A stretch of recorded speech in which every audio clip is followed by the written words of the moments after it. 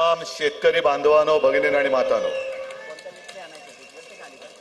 एक साधारणतः 15 दिवसांपूर्वी मी मराठवाड्यात आलो होतो।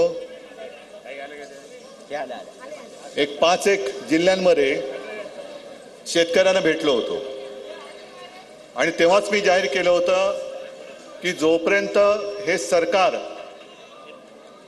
कर्जमुक्ती करत नाही तोपर्यंत या सरकारला आम्ही काही सोडत नाही। गेल्या वेळेला आलो तेव्हा पाऊस होता, या वेळेला आलो तेव्हा कडक ऊन आहे। आम्ही तर बाबा शहरी बाबू, लोक विचारतात की हे काय जाणार तिकडे, पण 2 गोष्टी आपण करून दाखवल्या।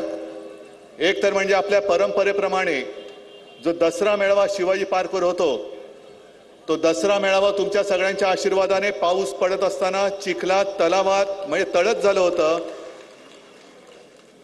त्या भर पावसात घेतला आणि असं कडक ऊन आहे। मेळाव्याच्या वेळेला सुद्धा विचारलं होतं लोकांनी की लोक चिखलात कशी बसणार। म्हटलं अरे आपला शेतकरी चिखलात ऊन वारा पाऊस काही असो आपलं सर्वस्व पणाला लावून आपल्यासाठी अन्नधान्य पिकवतो, त्याचं आयुष्य तर चिखलामध्ये असतं। आता तर चिखलच झालेलं आहे, आपण सारी सभा नाही घेऊ शकत तिकडे।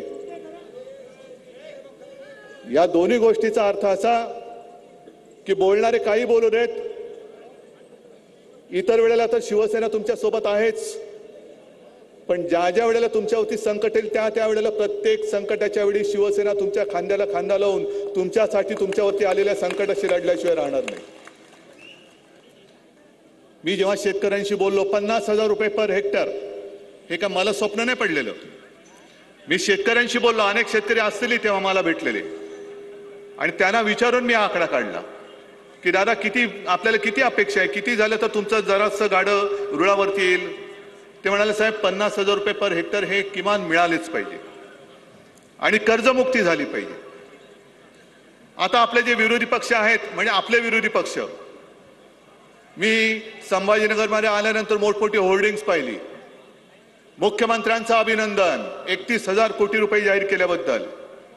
आणि तुम्ही जाताना मुद्दामून बघा, होर्डिंगवरती शेतकरी नाहीये, यांचेच सगळे हे सतरंजा घालणारी जी लोक आहेत, मंत्री संत्री वाजंत्री वाजवणारी ही लोक आहेत तिकडे। तुम्हाला काय पडले शेतकऱ्याला किती काय मिळते त्याचं? तुम्हीच जाहीर करायचं आणि तुम्हीच तुमचं अभिनंदन करायचं, स्वतःची स्पाट स्वतः खाजून घ्यायची आणि थोपटून घ्यायची। जर अभिनंदन करायचं होतं तर हा शेतकरी इकडे का आला? जे पॅकेज सरकारने जाहीर केलं तुम्हाला मान्य आहे काय? मग 50,000 रुपये हेक्टरी हवेत की नको आहेत? फक्त लक्षात घ्या की 50,000 रुपये हेक्टरी आपण कोणाकडे मागतो? कोणाकडे? ज्यांनी 50 खोके घेतले त्यांच्याकडे 50,000 रुपये हेक्टरी मागतो। त्याच्यामुळे असे तसे वटणीवरती येणार नाहीये ते। हे आता तुम्ही जो मला शेतकऱ्याचा आसूड चाबूक दिलेला आहे, हा चाबूक हातामध्ये घ्यावा लागेल तुम्हाला आणि यांना बरोबर वटणीवरती आणावं लागेल। मी एकूण जे काही पॅकेज पाहिलं, अनेकांना असं वाटतं, सगळ्यांना असं वाटलं अरे 31,000 कोटी इतिहासातली सगळ्यात मोठं पॅकेज। नाही, इतिहासातली सगळ्यात मोठी थाप मारलेली आहे सरकारने। आजपर्यंत एवढी मोठी थाप कोणत्याही सरकारने मारली नव्हती, ती इतिहासातली पहिली मोठी थाप या देवेंद्र फडणवीसांच्या सरकारने मारलेली आहे। बरं, यांना जरा जरी कळवळा असता तरी आता काल परवाकडे आपल्या देशाचे पंतप्रधान मुंबईमध्ये येऊन गेले, महाराष्ट्रात येऊन गेले। तुम्ही पाहिलं, टीव्हीवरती बघितलं का? मी नाही बघितलं, पण मी ज्यांनी पाहिलं त्यांना विचारतोय, त्यांच्या भाषणामध्ये कुठल्याही दोन्ही भाषणात 2, 3, 5, 10 भाषणं झाली असतील, एका तरी भाषणात शेतकऱ्यांबद्दल काही उल्लेख होता का? मग ज्या पंतप्रधानांना जिथे आपण चाललोय त्यातल्या महाराष्ट्राची परिस्थिती काय माहिती नाहीये, त्यांच्याकडनं आपण काय नाही मागतोय, कशासाठी मागायचा? म्हणजे जे 1 फूल आणि 2 हाफ बसलेले आहेत, कोण? 1 फूल आणि 2 हाफ म्हणजे मला वाटतं कैलास ओम आणि सगळ्या आमदारास वगैरे सगळ्या तमाम शिवसैनिकांचं खास कौतुक करायचंय। पण जेव्हा पूर आला होता त्या पुरामध्ये स्वतःच्या जीवाची पर्वा न करता शेतकऱ्याला वाचवणारे माझे म्हणजे बाळासाहेबांचे शिवसैनिक आहेत सगळे। त्यांचा मला अभिमान आहे. आणि कैलास, तुम्ही जे बोललात, राजा उदार झाला आणि हाती काय दिला? अरे आता येता एका शेतकऱ्यांनी सांगितलं की साहेब हातात टरबूज दिलं. राजा उदार झाला आणि हातात काय दिलं? या टरबूज. ही शेतकऱ्यांची थट्टा चाललेली आहे. बरं, चला जाऊ दे, शेतकऱ्याचा हा आक्रोश आपण जरा बाजूला करू. मी या सरकारने जाहीर केलेल्या पॅकेजचं समर्थन करायला तयार आहे, पण माझी एक अट आहे, बघा तुम्हाला पटते का? कारण जीवन उद्ध्वस्त झालंय, जमीन खरडून गेले, रबी पीक घेणार कसं आता तुम्ही? 50,000 रुपये आम्ही का मागतो आहोत त्याचं कारण तुम्ही जाऊन बघा जमिनीची काय हालत झालेली आहे. पण एका अटीवरती मी समर्थन करायला तयार आहे, कारण मुख्यमंत्री जे बोललेत की खरडून गेलेल्या जमिनीला पर हेक्टरी आम्ही मनरेगातनं किती देणार? 3 लाख, 3.5 लाख. मग मी मुख्यमंत्र्यांना तुमच्या वतीने आव्हान देतो आहे की दिवाळीपूर्वी त्या 3 लाखातले 1 लाख माझ्या शेतकऱ्याच्या खात्यात टाकाच. आहे बरोबर आहे माझं म्हणणं? बाकीचं नंतर बघू, बाकीसाठी आपण चाबूक दिलाय तो मी घेऊन फिरेनच.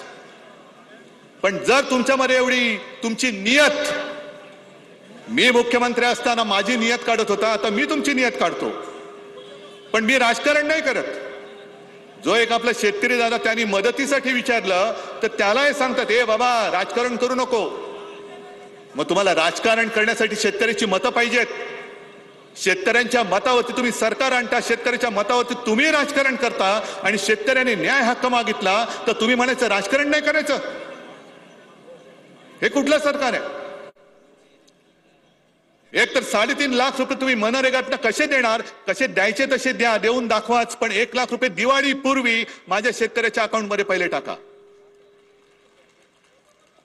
पीक विम्यासाठी म्हणे किती 5,000 कोटी कुठून आणणार? इथे आलेल्या शेतकऱ्यांनी किती किती विमा घेतलेला आहे? जरा हात वर करा. घेतलाय? कारण आता विश्वासच नाही उरलेला. कारण मी मुख्यमंत्री असताना हा सगळा अभ्यास केला होता. शेतकऱ्यांच्या हितासाठी केंद्र सरकार एक हिस्सा देतं, राज्य सरकार देतं, आणि उरलेला हिस्सा शेतकरी देत असतो. मध्ये आणि एक तुमणं काढलं, 1 रुपयात पीक विमा केली बंद. चालू आहे का बंद आहे? बरं, आता काल मी त्या अजित नवलेंचं एक त्यांनी अतिशय छान त्याचं विश्लेषण केलेलं आहे. आणि त्यांनी काय सांगितलं की विमा कंपन्या विमा जेव्हा शेतकरी घेतो तेव्हा जो प्रीमियम असतो तो प्रीमियम कसा घेतात? 60 रुपये पर हेक्टर कापसासाठी, बरोबर आहे, आणि 58,000 रुपये पर हेक्टर सोयाबीनसाठी. आणि नुकसान होतं, नुकसान किती मिळतं? म्हणजे तुम्ही उत्पन्न येण्याच्या आधी ते आहे ते आधारभूत धरून कचकावून हप्ता तर घेता, पण जेव्हा सगळ्या शेतकऱ्याचं पीक उद्ध्वस्त होतं, पीक कापणी कशी पीक कापणी करणार? आता राहिले काय शेतामध्ये? एक तर निकष असे टाकले, जे होते ते काढून टाकले, आणि निकष असे टाकले की शेतकरी मेला तरी त्याला विम्याचे पैसे मिळणार नाहीत, अशा पद्धतीचे निकष आहेत. आणि तुम्ही नाक वर करून सांगता शेतकऱ्याला आम्ही 5,000 कोटी रुपये विमा देऊ. कुठून देणार विमा? कसा देणार विमा? कोंबडी गेली तर एका कोंबडीला 100 रुपये. आता बाजारात जा आणि चिकनचा भाव काय विचारा जरा, किती रुपये किलो आहे? मुंबईमध्ये तर 150-200च्या वरती चालला असेल एका कोंबडीच्या 1 किलोच्या मटणासाठी, आणि शेतकऱ्याला तुम्ही 100 रुपयाची कोंबडी देता. अंडी कोण उभवणार? सरकार. मेहनत शेतकरी करणार, आणि हे सत्तेच्या खुर्चीत बसून अंडी उभवणार सत्तेची. एका गायीसाठी 37,000 रुपये. मला तुम्ही सांगा, 37,000मध्ये दुभती गाय मिळते का? किमान किती खर्च येतो? 1 लाख रुपये. म्हणजे आम्ही हेक्टरी 50,000 मागतोय, इकडे गायच 1 लाखाची मिळते. अनेक शेतकरी तर मला असे भेटले की साहेब आमची गुरंढोरं तर वाहून गेलीच, पण जी काही गुरंढोरं राहिलेत त्यांना आता खायला यायला कडबा नाहीये. कडबा नाहीये, म्हणजे गुरांना खायला काही कडबा नाहीये. एक तो कैलास, तुम्ही मला तो व्हिडिओ पाठवला, त्याच्यात तो शेतकरी सांगतोय सगळं उद्ध्वस्त झाले. तो बोलतो खायचं काय? आम्ही माती खायची? कारण सगळंच गेलंय. कर्जाचं पुनर्गठन करणार. आम्हाला पुनर्गठन नकोय, आजचं मरण उद्यावर नकोय, आम्हाला कर्जमुक्ती पाहिजे. मग आपल्या मुख्यमंत्र्यांनी असं काहीतरी ते बोललेत म्हणे यांना अधिकार काय, मला अधिकार आहे, कारण मी मुख्यमंत्री असताना मी तुम्हाला कर्जमुक्त करून दाखवलं होतं तर हो बोला, नाही तर नाही बोला. अटीतटीच्या किचकट त्या जंजाळामध्ये तुम्हाला अडकवलं नव्हतं. फक्त तुमचा अंगठा आणि तुमच्या खात्यात पैसे दिले होते की नव्हते, होतं हो नाही तर नाही सांगा. मग तेव्हा मुख्यमंत्री काय डोळ्याला भात लावून बसले होते? एक गोष्ट नक्की राहिली होती की जे नियमित कर्ज परतफेड करणारा शेतकरी आहे माझा, असे सुद्धा खूप आहेत, त्यांना 50,000 रुपये देण्याचं आपण जाहीर केलं होतं प्रोत्साहनपर राशी. नेमकं मध्ये तंगड्यात तंगड घातलं करोनाने, आणि त्या करोनामुळे आपण ते पैसे देऊ शकलो नव्हतो 1-1.5 वर्ष. ते द्यायला जेव्हा सुरुवात केली तेव्हा हे खोकेवाले खोके घेऊन पळाले, आपलं सरकार पाडलं आणि स्वतः डोक्यावरती बसले. ते जर का डोक्यावरती बसले नसते तर 50,000 तर मी दिलेच होते, पण याही वेळेला तुम्हाला मी कर्जमुक्त करून दाखवलं असतं. आता फक्त शेतकरी बांधवांना आणि भगिन्यांना माझी विनंती आहे, तुम्ही मी जे सांगतोय तुम्ही भोगतात. मी 4 चौघांना विचारून प्रत्यक्ष बघून हे मी सगळं बोलतोय, पण तुमचे डोळे उघडणार आहेत की नाही? आज असं काय नाही की कोणत्या तरी एका समाजाच्या, एका जातीच्या, पातीच्या, धर्माच्या शेतकऱ्यावरती संकट आले. आभाळ फाटले. आभाळ असं फाटले की आता शिवायला दोरा आणायचं कुठून? आज हा हंबरडा मोर्चा नाहीये, हा इशारा मोर्चा आहे. सरकारला आम्ही इशारा देतो आहोत की जर तुम्ही कर्जमुक्त केलं नाहीत तर आम्ही फक्त मराठवाडा नाही तर अख्खा महाराष्ट्रातला शेतकरी रस्त्यावरती उतरून तुमचा विरोध केल्याशिवाय राहणार नाही. अख्ख्या महाराष्ट्रातल्या शेतकऱ्याला मी आवाहन करतोय. फक्त मी तुम्हाला जे सांगतोय की अरे आता तरी डोळे उघडा. ज्या वेळेला तुमच्यावरती संकट येतं तेव्हा तुम्हाला सांगितलं जातो, दम दिला जातो, ए बाबा राजकारण करू नको. पण आता जिल्हा परिषद येत आहेत, सगळ्या निवडणुका येत आहेत, तेव्हा बघा कसे तुमच्या समोर गुडघ्यावरती येतील. बरं, पंतप्रधान आले, पंतप्रधानांनी काय महाराष्ट्राला मदत करण्याची काय घोषणा केली का? कारण संकट आले. शेतकरी काय मेला तर मेला, दुसरा उभा राहील. उत्तरेमध्ये नाही का तो शेतकरी किती जवळपास वर्षभर रस्त्यावरती होता, कडाक्याची थंडी होती, पाऊस होता, ऊन होता, अनेक शेतकरी त्याच्यामध्ये मृत्युमुखी पडले. पण शेतकरी दिल्लीत आपल्या राजधानीत येऊ नये म्हणून त्या शेतकऱ्यांच्या वाटेमध्ये खेळ पसरणार हे नतद्रष्ट सरकार, डबल इंजिन, त्यांच्या वाटेत खिळे टाकले, तारीचं कुंपण लावलं, बंदुका घेऊन, अश्रुधूर घेऊन त्यांच्यावरती अश्रुधूर मारला. त्यांच्याकडे आपण दाद मागतो आहोत. आणि जर महाराष्ट्रामध्ये आता निवडणूक लागली मग बघा मोदीजी कसे पटापटा तुम्हाला घोषणा करून खुश करून टाकतील की नाही. आज महाराष्ट्रामध्ये विधानसभेची निवडणूक नाही तरी सुद्धा शिवसेना तुमच्या सोबत आलेली आहे. पंतप्रधान जातात ते बिहारमध्ये जातात. आता सुद्धा मी येताना वाचलं की सप्टेंबरचा लाडक्या बहिणीचा हप्ता हा आज म्हणजे ऑक्टोबरमध्ये टाकलेला आहे, गेल्या महिन्याचा. निवडणुकीच्या वेळेला जवळपास 3 का 4 महिन्याचे हप्ते एकत्र करून टाकले होते की नव्हते? मग त्याच्यानंतर कापलं कारण त्याच्यात सुद्धा गडबड घोटाळा, मध्येच यांनी यांचे सगळे बापे घुसवले, मग त्याच्यात सुद्धा यांनी पैसे खाल्ले. आता गेल्या महिन्याचा आज देत आहेत. जे शिवभोजन आपण सुरू केलं होतं, कोणाकोणाच्या गावात शिवभोजन सुरू आहे अजून?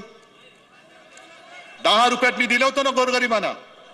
कोरोना काळात तर 5 रुपये आणि काही काळ तर मोफत दिलं होतं. बंद. 1 रुपयामध्ये पीक विमा बंद. दादा 1 मिनिट थांबा. 1 रुपयामध्ये पीक विमा बंद. बरं, यांनी सुरू केलेला आनंदाचा शिधा येतोय? मग सगळं बंद करून टाकायचं. आणि पंतप्रधानांनी 2014 साली जे आश्वासन दिलं होतं, तुमच्यामध्ये इथे किती शेतकरी बसलेत आहेत ना? बरं, आता एवढ्या शेतकऱ्यांपैकी मला सांगायचं की खरोखर प्रामाणिकपणाने 2014 साली मोदीजींनी जी काय वचनं दिली होती की शेतकऱ्याचं उत्पन्न आम्ही दुप्पट करू, तुमच्यापैकी एका जरी शेतकऱ्याचं उत्पन्न दुप्पट झालं असेल तरी मी मानायला तयार आहे. मग 14 सालापासून 25 साल उजाडलं. शेतकऱ्याचं उत्पन्न तर दुप्पट होतच नाही, पण शेतकऱ्याचं नुकसान झाले त्याच्यामध्ये सुद्धा तुम्ही पैसे द्यायला तयार नाही. बिहारची निवडणूक जिंकायची, सगळं अंगलट आलंय. कारण तिकडे मत चोरी पकडली गेली, आपल्याकडे सुद्धा पकडली गेले. मत चोर गद्दी छोड ती घोषणा दिल्यानंतर यांच्या बुडाशी आलं, बुडाला आग लागली. म्हणून कोणी प्रस्ताव न देता बिहारच्या जवळपास 75 लाख महिलांना त्यांच्या खात्यामध्ये पंतप्रधानांनी 10,000 रुपये देऊन टाकले. मग माझ्या महाराष्ट्राने काय घोडं मारले? मला बिहारला तुम्ही मदत देताय म्हणून पोटात दुखत नाहीये, पण पंतप्रधान तुम्ही भाजपचे नाहीत, पंतप्रधान तुम्ही देशाचे आहात. निवडणूक असो वा नसो, तुम्ही केवळ बिहार नाही संपूर्ण देशातल्या महिलांच्या खात्यामध्ये 10,000 रुपये का टाकत नाहीत? काश्मीर पासून कन्याकुमारी पर्यंत, आता काल परवापर्यंत मोहन भागवत म्हणाले अखंड भारत सोडा, त्या पीओके मध्ये कधी 11 वर्ष झाली घुसताय अजून. पण बाकीचा जो आपला हिंदुस्थान आहे, त्या हिंदुस्थान मधल्या प्रत्येक महिलेच्या खात्यामध्ये पीएम केअर फंडातले 10,000 रुपये का टाकत नाही पंतप्रधान? माझा पंतप्रधानांना हा सवाल आहे. नाही, नुसतं ओरडून नाही चालणार. तुमचा आवाज आज ऐकला जात नाहीये. विरोधी पक्ष नेता त्यांनी आज नेमतच नाहीयेत. का नेमत नाहीये? नाही संख्याबळ नाहीये, नाही तसा नियम नाहीये. मग नियम नसेल तर मला अंबादास, तुम्ही विरोधी पक्ष नेते होते, ओमदादा कैलास सगळे तुम्ही, राहुल स्वामीजी तुम्ही सगळे आहात, संजय तुम्ही पण खासदार आहात. मला सांगा, विरोधी पक्ष नेते पद नेमण्यासाठी जर कायदा कानून नियम लागत असेल तर उपमुख्यमंत्री कसा नेमला जातो? 2-2 उपमुख्यमंत्री नेमता, जे त्याच्या संविधानात नाहीये, नसलेली असंविधानिक पद तुम्ही तिकडे नेमतायत. पहिलं त्यांना उपमुख्यमंत्री पदाचा दर्जा काढा. जर विरोधी पक्ष नेता आम्हाला देत नसाल तर दोन्ही उपमुख्यमंत्री साधे मंत्री म्हणून फिरले पाहिजे. त्यांना उपमुख्यमंत्र्यांची मस्ती करता येणार नाही. आम्ही त्यांना उपमुख्यमंत्री मानायला तयार नाही, हे आज मी जाहीर करतोय. आमचे उपमुख्यमंत्री कोणी नाव येऊ शकत नाही. काय विरोधी पक्ष नेता? अरे एवढं पाशवी तुमच्याकडे बहुमत आहे, केंद्राचं सरकार तुमच्याकडे पूर्ण वरद हस्त, हे एवढं मजबूत सरकार यापूर्वी आपल्या देशात क्वचित आलं असेल, तरी सुद्धा तुम्ही विरोधी पक्ष नेत्याला घाबरता, विरोधी पक्षाला घाबरता. आम्हाला काही फरक पडत नाही, की जोपर्यंत आमच्या मागे हा मायबाप जनतेचे आशीर्वाद आहे तोपर्यंत तुम्ही पद द्या नका देऊ, आम्हाला फरक पडत नाही. आम्ही तुमच्या वोखांडी बसायचं ते बसतोच आहोत. पण विरोधी पक्षाला एक जो अधिकार असतो, अधिकाराने तो बोलून घेऊ शकतो, विचारू शकतो, अरे पॅकेज जाहीर केले, काय केलंयस? तो विरोधी पक्ष नेता पद तुम्ही द्यायला तयार नाहीत का? कारण संविधानात तशी तरतूद नाही. मग उपमुख्यमंत्री पदाची तरतूद तुम्ही मला दाखवा, नाही तर तुमचे 2 हाफ आहेत, त्यांना हाफच राहू द्या. त्यांना आम्ही पूर्ण दर्जा देऊ शकत नाही, उपमुख्यमंत्री आम्ही त्यांना मानू शकत नाही. संविधानात दाखवा. आणि आता यापुढे काय करायचं हा इशारा मोर्चा आहे. मी जेव्हा पूरग्रस्त विभागात पाहणी करायला आलो होतो, रस्ते उखडले गेलेत, घरदारं वाहून गेलेत, शेतामध्ये तेव्हा जवळपास गुडघाभर पाणी होतं, पीक तर सडून गेलं होतं, अनेक मुलांची शाळा पुस्तकं वह्या वाहून गेले होत्या. आणि परीक्षा शुल्क माफ केले, फी माफ केली पाहिजे, फी कर्ज माफ केलं पाहिजे. पुनर्गठन करायचं कसं करायचं? आत्ताचं जे कर्ज आहे ते डोक्यावरती बसले, फेडू शकाल तुम्ही? पुनर्गठन केलं तर तुम्हाला फायदा होणार आहे का मला सांगा? मला जे काय कळतं त्याच्याप्रमाणे पुनर्गठन म्हणजे आजचं मरण उद्यावर, बरोबर ना? म्हणजे जे काय तुम्ही हप्ते भरायचे राहतात ते जे काय साठत जातं त्याच्यावरती व्याज लागणार आणि मग ते तुम्ही भरायचं. म्हणजे जवळपास चक्रवाढ व्याज झालं. हे सरकारची सावकारी झाली. आता एक तर पीक सगळं गेलंय, जमिनी गेल्यात, रबी पीक काढायचंय, कर्ज आणणार कुठून? पहिलं कर्ज फेडणार कसं? आणि पहिलं कर्ज घेतलेल्या बँका, दिलेल्या बँका तुम्हाला कर्ज देणार की नाही? आणि म्हणून मी विचारलं की ज्याप्रमाणे साखर कारखानदार टगे फुगलेत, बरं 15 रुपये तुम्ही मुख्यमंत्र्यांचा तो पूरग्रस्तांचा भार तो ऊस उत्पादक शेतकऱ्यांवरती टाकले, कारखान्यांवरती नाही. हे टगे सगळे कारखानदार शेकडो कोटी रुपये यांनी सरकारकडनं थक हमीच्या नावावरती लुटून टाकलेले आहेत. आणि ज्यांना शिक्षा करायला पाहिजे ते भाजपात गेल्यानंतर त्यांना पुन्हा थक बाकी असताना सुद्धा थक हमी देत आहे. तशी माझ्या शेतकऱ्याची थक हमी माझं सरकार का घेत नाही? मोदीजी बोलले होते की ये लोग आपका मंगलसूत्र चुरा के किसी को दे देंगे. अहो मोदी साहेब, माझ्या शेतकऱ्याला त्याच्या पत्नीचं मंगळसूत्र गहाण टाकावं लागतंय. ते कर्ज माफ तुम्ही नाही केलं तर ते मंगळसूत्र आज त्याला पुन्हा कधी मिळणारच नाही. अशा परिस्थितीत माझा शेतकरी अडकलाय.